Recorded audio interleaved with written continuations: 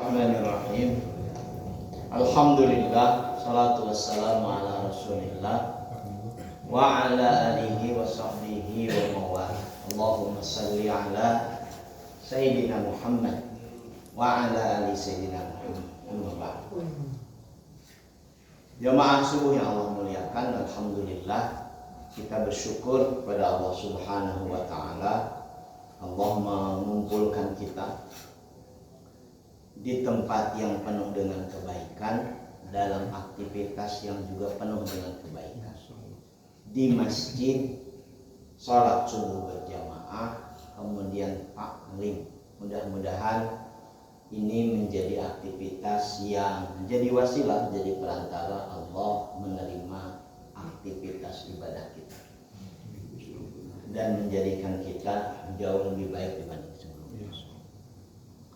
Dan jemaah subuh yang Allah muliakan, dalam 1, 2, 3 pertemuan ini kita akan bahas tafsir tematik tentang akhlak sebagai tugas utama risalah Islamiyah yang dibawa oleh Muhammad SAW. Tafsir tematik itu satu di antara bagian tafsir dalam Al-Quran. Ada tafsir tahlili, ada tafsir maudu'i. Biasanya 2 hal itu yang besar, walaupun ada hal lain. Tafsir tahlil itu paparan dari Al-Fatihah sampai surat An-Nas, seperti dimuat dalam mayoritas kitab-kitab tafsir. Tafsir maudu'i itu tafsir tematik tentang beberapa hal besar dalam sudut pandang ulama tafsir.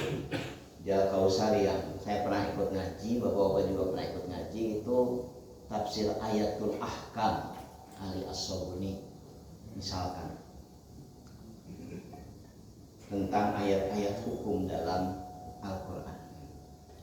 Kita akan bahas tentang akhlak karena saya diminta oleh beberapa orang untuk membahas tentang, kalau bahasa yang mungkin digunakan secara umum di kita tuh kualifikasi para penutur agama.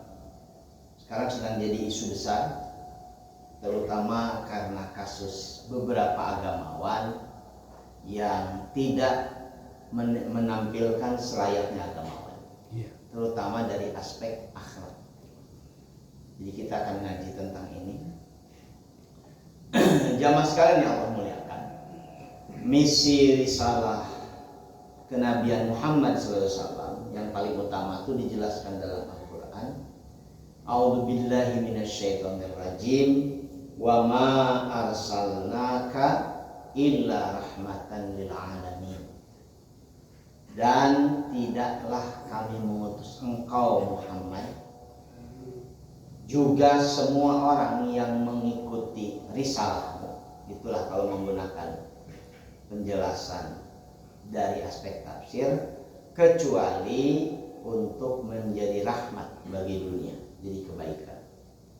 Rahmat itu maknanya kebaikan, lil alamin itu maknanya dunia, karena dakwah memang cuma di dunia. Saya tidak tahu kalau nanti besok lusa terwujud manusia bisa tinggal di luar planet bumi, mungkin juga akan terjadi kewajiban dakwah di banyak tempat. Tapi yang jelas, inilah misi utama risalah kenabian Muhammad SAW, untuk kemudian menebarkan rahmat di seluruh dunia. Arsalnaka illa rahmatan lil alamin. Saya cerita sedikit karena ini tafsir tentang ayat ini. Ayat ini dimuat dalam surat Al-Anbiya. Surat Al-Anbiya itu turun di Makkah. Tepatnya tidak dijelaskan oleh beberapa kitab tafsir, tapi turun di Makkah yang saat Nabi Sallallahu Alaihi Wasallam hidup di Makkah. Makkah itu dikenal sebagai wilayah di mana hukum rimba itu betul-betul berlaku. Yang kuat memangsa yang lemah. Dan ada beberapa penelitian serius tentang kehidupan Islam Muhammad SAW berdakwah dari Makkah ke Madinah dan lain sebagainya. Dulu para peneliti itu disebut dengan orientalis, orang-orang yang sengaja meneliti wilayah timur, terutama Timur Tengah, daerah Islam, untuk memahami kenapa bisa demikian besar pengaruhnya. Seingat saya tahun 50-an, saya membacanya tahun 80-an akhir, ada buku judulnya Mohammedanism. Penulisnya itu Edward Said, seorang akademisi orientalis yang sangat terkenal, sangat berpengaruh di barat menentang Islam. Dia menyebut Islam itu dengan sebutan Mohammedanism sebagai sudut pandang negatif kepada agama Islam, bahwa agama ini dibuat oleh Muhammad sallallahu alaihi wasallam. Seperti Buddhism, Hinduism, nanti Taoism dan lain sebagainya. Dia menyebutnya Mohammedanism. Yang menjadi penjelasan yang ingin saya sampaikan, dia dalam penelitian panjangnya datang ke Timur Tengah dan lain sebagainya, menyebutkan bahwa wilayah Makkah, tempat dakwah Nabi SAW itu disebut sebagai masyarakat yang uncivilized, masyarakat tidak beradab. Adab sini kan itu bahasa Arab yang kemudian diadopsi dalam bahasa Indonesia. Kita ketemu istilah peradaban. Bahasa Arabnya itu banyak, tapi bahasa Arab yang paling dianggap pas itu adalah Madinah. Madinah itu maknanya peradaban, kota yang infrastruktur sistem pemasyarakatannya mapan, itu disebut dengan Madinah. Wilayah yang kurang beradab, tidak mapan dari infrastruktur dan sistem masyarakatan disebut dengan Badi'ah. Orang-orang disebut dengan Badui. Jadi istilah Badui itu muncul karena daerah Badi'ah itu kan pinggiran, bukan masyarakat beradab. Dia meneliti luar biasa, tidak beradabnya, uncivilized. Saya gunakan contohnya dalam sudut pandang kita. Pada masa Nabi dilahirkan, sebelum beliau juga lahir, diangkat menjadi Nabi, orang-orang di Makkah itu sebagian besar mengalami sebuah kondisi yang betul-betul tidak bisa dimengerti dengan nalar. Kalau punya anak perempuan itu dianggap aib. Karena dianggap aib, maka beberapa sahabat Nabi melakukan hal yang sama-sama dengan masyarakat lainnya. Mereka membunuh anak perempuan itu, bahkan ada yang membunuhnya hidup-hidup. Logikanya baru saya pahami mungkin setelah 20-an tahun itu baca sebagainya. Jadi orang-orang Arab di Makkah itu mereka memperebutkan sumber daya alam yang sangat terbatas, sumber air terutama, sumber makanan dan lain sebagainya, dengan jumlah orang yang demikian banyak. Maka yang terjadi adalah kemudian perang memperebutkan sumber daya alam itu, memperebutkan oase dan lain sebagainya. Dan kalau perang itu, jemaah subuh yang Allah muliakan, jumlah anggota klan, jumlah anggota keluarga, anggota suku yang lebih banyak laki-laki itu dipastikan menang. Dengan jumlah anggota suku, jumlah anggota keluarga yang lebih banyak perempuan. Karena itulah kemudian perempuan dianggap aib. Mereka jadi beban, tidak bisa diandalkan kalau harus mempertahankan sumber daya alam. Sementara mereka terus-menerus diberi makan, maka lebih baik dibunuh saja. Itu cara berpikir orang-orang yang disebut sebagai orang-orang yang tidak beradab. Hanya dalam waktu 24 tahun masyarakat itu berubah, kata Edward Said, menjadi the complete civilization. Masyarakat yang lengkap peradaban. Sekarang ini bisa kita rasakan. Dari mulai bangun tidur sampai tidur lagi, aturannya jelas, detil. Kamar mandi kumaha, hubungan suami istri bagaimana, nanti menjadi pemimpin masyarakat, ngatur negara, lengkap, complete civilization. Dan itu ada terutama pada perang Nabi SAW, membangun peradaban, yang kemudian disebutkan sebagai rahmat lil alamin, menebarkan kebaikan di seluruh dunia. Ini penjelasan awal kenapa kemudian ini menjadi misi risalah kenabian Muhammad SAW. Karena lewat lisan Nabi, lewat aktivitasnya sebagai pemegang otoritas, beliau kemudian membangun hal-hal yang tadinya dianggap sebagai hal buruk. Salah satunya adalah menegakkan kehormatan perempuan. Bahwa pasti pernah mendengar hadis yang menyebutkan an-nisa'u imadul bilad. Perempuan itu adalah pilarnya negara, pilarnya bangsa. Ini kan luar biasa. Dari asalnya aib luar biasa dianggap sebagai pilar. Yang paling fenomenal adalah kemudian Islam memberikan hak waris kepada perempuan yang tidak pernah diberikan oleh bangsa ideologi apapun sebelumnya. Hanya di Islam. Saya pernah sampai hari ini barangkali kenal dengan beberapa kawan-kawan yang tinggal di Bali yang beragama Hindu. Dalam agama Hindu Bali itu, saya nggak tahu kalau Hindu India, tidak ada hak waris bagi perempuan. Bagi anak perempuan itu tidak ada hak waris.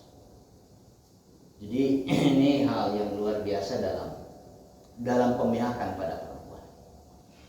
Apa hubungannya dengan akhlak? Nah, penekanan bagaimana kemudian menjadi rahmat di dunia, syariat atau misi risalah utama yang dibawa oleh Muhammad SAW itu penekanannya pada akhlak. Mari kita lihat beberapa ayat Quran sebagai rujukan utama kita.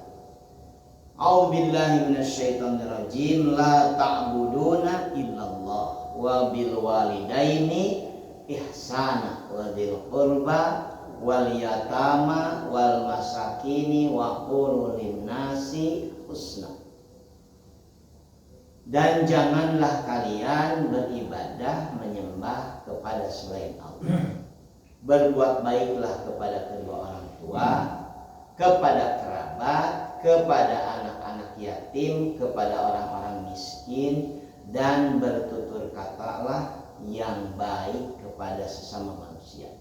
Wa qulu linnasi husna. Sampai diatur bagaimana bertutur kata kepada sesama. Bagaimana kemudian prioritas melakukan aktivitas kebaikan setelah prioritas utama kepada Allah, kepada orang tua, kepada kerabat, kepada anak yatim, kepada orang-orang miskin. Ini penekanannya pada perilaku yang luhur, yang kemudian dalam bahasa kita sekarang dikenal dengan adab. Halus adabna, iman, itu adab, kurang adab dan sebagainya. Kemudian dalam ayat yang lain, wa innaka la'ala khuluqin adzim. Sesungguhnya engkau Muhammad la'ala khuluqin adzim, benar-benar berakhlak yang luhur. Khuluqin adzim, berakhlak yang luhur. Bapak yang Allah muliakan, lewat ayat ini saya ingin menyebutkan betapa pentingnya pembawa risalah itu memiliki akhlak yang luhur, standar moralitas yang tinggi. Kenapa? Yang disampaikan nilai-nilai kebaikan, nilai-nilai luhur yang justru penuh dengan ajaran-ajaran kebaikan. Bayangkan kalau disampaikan oleh orang-orang yang tidak memiliki standar nilai moral yang tinggi, maka nanti bukan cuma lucu, tapi akan menjadi bahan gunjingan. Abatul emang matahan kudu bener, kudu alus, sementara tidak dicontohkan, tidak ditampilkan dan sebagainya. Dan sekarang ini dalam 2 minggu ini menjadi demikian luar biasa itu tuntutan kepada para agamawan untuk berakhlak yang baik, bertutur kata yang bagus dan lain sebagainya. Karena ya mungkin karena banyak kasus lah yang membuat orang mempertanyakan gimana itu seseorang kok bisa menjadi agamawan dengan standar perilaku yang tidak mencerminkan akhlak yang baik. Padahal inilah yang kemudian menjadi misi utama dari Islam yang dibawa oleh Muhammad SAW. Misi utamanya ada pada bagaimana kemudian menebarkan kebaikan dalam kehidupan di dunia. Saya masih kutipkan ayat lain, banyak sekali ayat Quran. Ya ayyuhalladzina amanu la yaskhar qaumun min qaum asa ayyakunu khairan minhum wala nisa'un min nisa'in asa ayyakunna khairan minhun wala talmizu anfusakum wala tanabazu bil alqab bi'salismul fusuqu ba'dal iman wa man lam yatub fa ulaika humudz zalimun. Wahai orang beriman, janganlah satu kaum menghina kaum yang lain, karena boleh jadi yang mereka hina itu lebih baik daripada yang menghina. Jangan pula kaum perempuan menghina perempuan lain, karena boleh jadi perempuan yang dihina itu lebih baik dari mereka. Jangan saling mencela, jangan saling memanggil dengan julukan yang buruk. Seburuk-buruk panggilan adalah fasik setelah iman. Siapa yang tidak bertobat dari melakukan itu, mereka adalah orang-orang yang zalim. Zalim itu istilah yang sangat buruk dalam konteks ayat Quran dan hadis Nabi. Karena kezaliman adalah satu kondisi perilaku yang demikian buruk yang diberantas oleh Islam. Karena itu orang-orang yang melakukan akhlak yang buruk dikategorikan oleh Al-Quran sebagai orang-orang yang zalim. Faulaika humudz zalimun.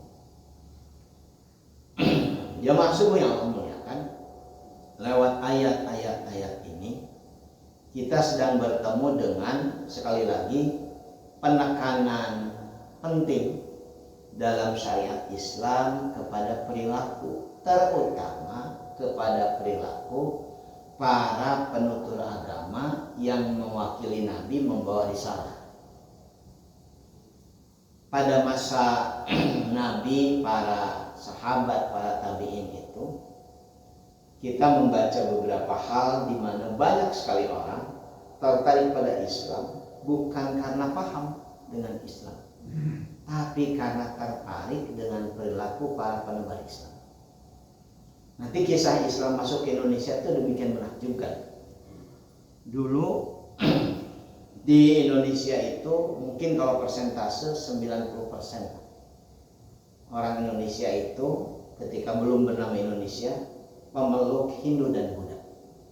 Bahkan Borobudur itu menjadi saksi sejarah. Dalam tanda kutip, Borobudur itu kan dulu pesantren, tempat orang belajar agama Buddha dari seluruh Asia. Kalau ingin memperdalam agama Buddha, ingin menjadi para penebar Buddha dan sebagainya, mereka belajar di Borobudur. Dikirimlah utusan dari semua negara yang memiliki obsesi seperti itu. Tanpa pertumpahan darah, tanpa perang luar biasa dan sebagainya. Sekarang kita bisa melihat, walaupun statistiknya mungkin berkurang, tapi hampir 90% orang Indonesia itu meluk Islam. Ini menunjukkan betapa luar biasanya dakwah Islam di Indonesia. Bisa mengubah tatanan keyakinan, kepercayaan, ideologi masyarakat menjadi menerima Islam tanpa kemudian sekali lagi mengalami pertumpahan darah yang luar biasa. Karena pertumpahan darah dalam dakwah itu di Indonesia hampir tidak terjadi, kecuali karena ada agama yang disebarkan dengan membawa misi kolonialisme. Itu terjadinya pertumpahan darah itu menurut sebagian literatur tentang penebaran agama di Indonesia dan sebagainya. Salah satunya karena poin pentingnya barangkali karena para penutur agama Islam pada masa lalu adalah orang-orang yang punya standar kualitas moral di atas rata-rata, sehingga membuat orang lain, para mustami, orang-orang yang menerima dakwah itu tertarik, terpukau, dan akhirnya kemudian menerima dengan tangan terbuka. Saya kutipkan satu ayat lagi sebagai rujukan kita. Rasul itu adalah the best role model, contoh terbaik bagaimana kemudian Islam itu disebarkan dalam aktivitas yang kita mengenalnya dengan istilah dakwah. Dalam Quran surat Al-Ahzab ayat ke-21 Allah memberikan penegasan, laqad kana lakum fi rasulillahi uswatun hasanah liman kana yarjullaha wal yawmal akhir wa dzakarallaha katsiran. Sesungguhnya bagi kalian sudah ada pada diri Rasul sallallahu alaihi wasallam itu contoh yang baik, uswah hasanah. bagi siapapun yang berharap keridhaan Allah, keselamatan di hari akhir, dan banyak berzikir kepada Allah. Jadi memang role model terbaik ada pada Nabi SAW. Wajarlah kalau kemudian siapapun yang menebarkan agama akan dirujuk kepada Nabi SAW. Detik itu Nabi mah misalkan asa jauh tina akhlak Nabi, kok berbeda ya dengan yang ditampilkan Nabi seperti kita baca dalam Quran dan dalam hadis-hadis Nabi tentang para penutur agama.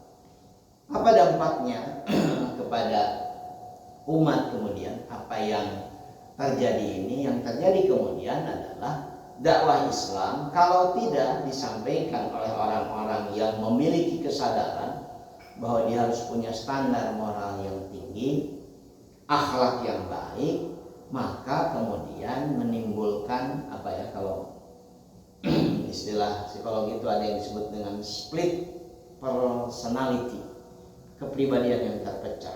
Yang disampaikan dalam ucapannya adalah yang baik-baik, tapi yang ditampilkan dalam perilakunya justru bertentangan dengan apa yang diucapkannya.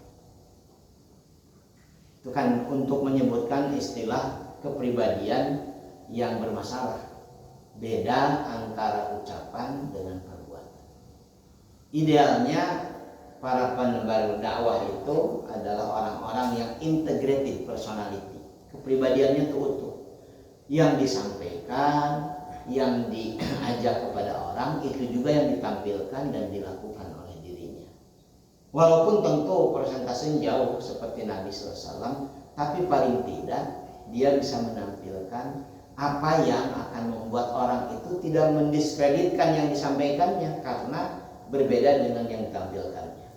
Bayangkan oleh bapak-bapak kalau ada orang yang mengajak kepada berinfak, sementara dia nyuruh orang lain berinfak, tapi dia dikenal sebagai orang yang demikian pelit untuk berinfak. Bayangkan kalau orang menyampaikan pentingnya menuntut ilmu sebagai seorang mukmin yang baik, tapi orang sekitarnya mengenal dia sebagai orang yang justru jauh dari ajakannya dan lain sebagainya. Ini hal yang menjadi bagian penting kita yang di saat ini menjadi hal yang demikian banyak dibahas. Saya kutipkan beberapa hadis Nabi dalam ngaji kita. Ada penyebab utama diutusnya Nabi SAW ke muka bumi oleh Allah Subhanahu wa Ta'ala yang disampaikan oleh Nabi SAW sendiri, di mana Abu Dawud meriwayatkan, kata Nabi SAW, ana zaimun bi baitin fi rabadil jannah liman tarokal miro'a wa in kana muhiqqan wa bi baitin fi wasatil jannah liman tarokal kadiba wa in kana mazihan wa bi baitin fi a'lal jannati liman hassana khuluqah. Aku menjamin istana di sekitar taman surga bagi siapapun yang meninggalkan perdebatan walaupun dia benar. Aku juga menjamin istana di surga bagian tengahnya bagi yang meninggalkan dusta walaupun dia sedang bercanda. Aku juga menjadi penjamin sebuah istana di surga paling tinggi bagi yang berakhlak baik. Bahkan menggunakan sigoh mubalagh, hasanah khalqahu. Jadi kalau ada tasdid dalam kalimat bahasa Arab, terutama dalam fi'il, itu namanya sigoh mubalagh, penekanan. Kadziba, kafar, hasan, yang benar-benar berakhlak baik. Ini kan jadi bagian penting para penutur agama terutama. Bahkan ketika Al-Quran memperbolehkan seorang yang menyampaikan risalah itu berdebat, Al-Quran bahkan menggunakan kalimat wajadilhum, bila harus berdebat ketika berdakwah, wajadilhum billati hiya ahsan, lakukan perdebatan itu hiya ahsan, dengan cara lebih baik. Kalau orang menggunakan kata-kata kotor, Maka seorang dai harus menghindari itu ketika berdakwah. Kalau menggunakan ungkapan dalam Al-Quran dalam bahasa yang akrab mungkin kamu sarwana, nu itu kasar, ya lebih kasar. Nu itu sadis, ini lebih sadis. Kalau begitu kan tidak ada bedanya antara penutur agama dengan yang tidak menuturkan agama. Karena itu kan di kita juga ada standar. Secara umum kan kita juga punya ekspektasi tinggi pada para agamawan itu.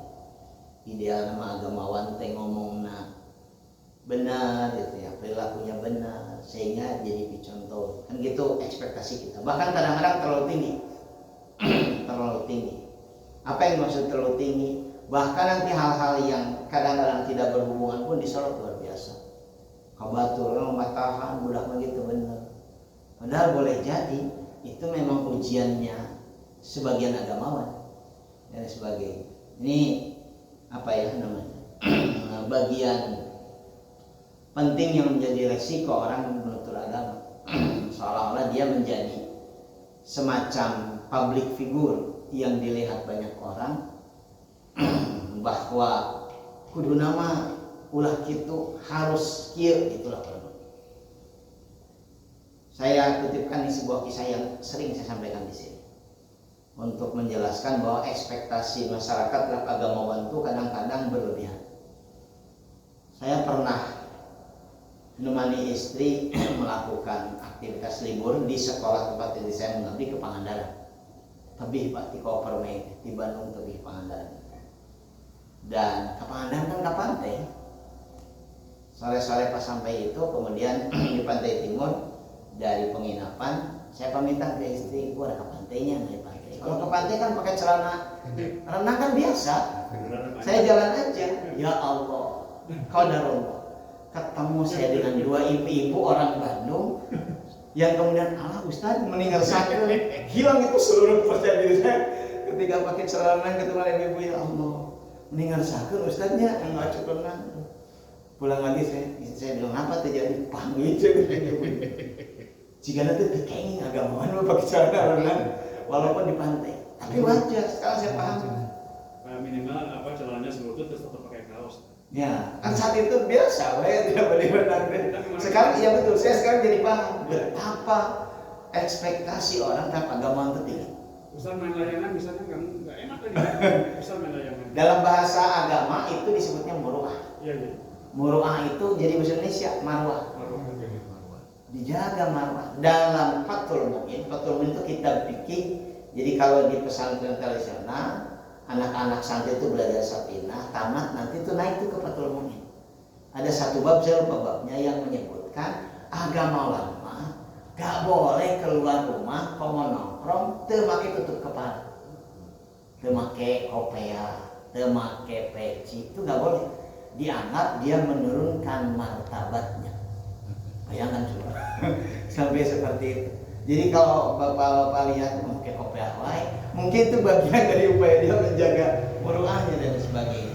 Ini tidak cuma di Indonesia, tidak cuma di Indonesia, di banyak tempat, di Saudi bahkan lebih ketat lagi. Dia pakai itu dan pakai ikat yang khas itu dan sebagainya. Nah ini saya ingin menyebutkan bahwa itu tadi ekspektasi masyarakat umat lah bahasa pasnya pada agama itu tinggi. Karena ekspektasi yang tinggi itu, maka idealnya para agamawan menyadari betul bahwa mereka itu membawa harapan sekaligus membawa tugas supaya agama yang dia sampaikan itu tidak direndahkan karena ketidaksadarannya, karena ketidaktahuannya. Dari sinilah kemudian yang sekarang berkembang adalah berarti agamawan terutama para dai harus disertifikasi, meh puguh. Jangan sampai hanya menampilkan katakanlah candaan, bahkan candaannya vulgar, kotor dan sebagainya, tapi tidak membawa tinggi nilai-nilai agama yang dia sampaikan. Ini kan jadi kontroversial, karena kontroversial nanti orang juga bertanya siapa yang akan menyeleksinya. Kan seperti kisah lucu dalam aktivitas kita keseharian. Orang ingin bekerja dengan baik dan dia harus memenuhi persyaratan surat kelakuan baik. Yang menerbitkan surat kelakuan baik lembaga yang juga dianggap tidak baik. Ini kan jadi masalah besar. Karena itu sekarang diganti namanya, bukan surat kelakuan baik sekarang. SKCK. Ada pas. Dulu surat kelakuan baik kan terpukul. Memang baik itu yang mengeluarkan misalkan gitu ya. Dan sebagainya. Ini juga sama tentang sertifikasi dan lain sebagainya. Kenapa? Karena tadi betapa pentingnya untuk menyadari bahwa agamawan itu mewakili para nabi untuk menyampaikan hal-hal baik dengan cara yang baik. Ini adalah akhir materi kita. Nanti kita sambung dalam pertemuan selanjutnya. Bahkan Nabi menggunakan ukuran yang mudah untuk mengukur keimanan seseorang, yaitu ukurannya akhlak. Saya kutipkan hadis Nabi SAW. Wa an Atha an ibni Umar qila ya Rasulullah ayyul mu'minina afdal qala ahsanuhum khuluqan. Kata Atha dari Ibnu Umar radhiyallahu anhu, pernah ditanyakan pada Nabi, ya Rasulullah, mana orang mukmin yang paling utama? Secara implisit, mana orang mukmin yang paling utama keimanannya? Kata Nabi, ahsanuhum khuluqan, yang paling baik perilakunya. Kenapa? Karena perilaku itu paling mudah diukur. Ih, saya tanya kita sebelum ngomong alumni pesantren tapi ngomong nakib tuh. Nah gitu. Karena perilaku itu paling mudah diukur. Karena kalau mengukur keimanan, ukurannya apa? Tidak mungkin ukuran keimanan hanya bersandarkan pada penampilan atau pada ucapan saja. Tiap ketemu subhanallah, masya Allah, dan lain sebagainya. Boleh jadi itu adalah sebuah sebuah hal yang memang melekat pada yang bersangkutan dan sebagainya. Ahsanuhum khuluqan.